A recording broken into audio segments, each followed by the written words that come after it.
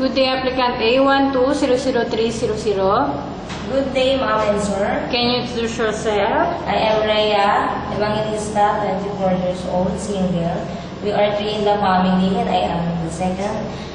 I am undergrad at City College of Manila, Bachelor of Industrial Technology, major in Garment Tech. I am Catholic. Do you have any working experience as domestic helper here in the Philippines or in abroad? Yes, ma'am. And sir, I have experience here in the Philippines.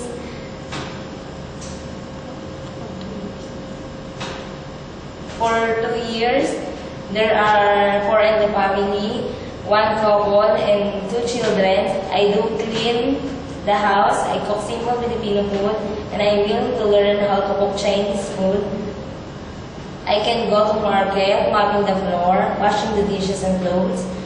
For the children, my responsibility and duties are giving food, preparing their school uniforms, and fit to school, help them in the arrangement, and sometimes bring to the club. Do you have any hobbies? Yes, ma'am, sir. I listen to the music, cook Filipino food. Why do you want to go abroad? I want to give better life for my family. Any message for your future employer? Madam, sir, if you hired me,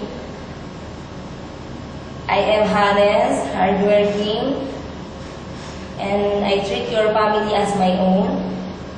And I hope, and I promise to see you soon. Thank you and good luck.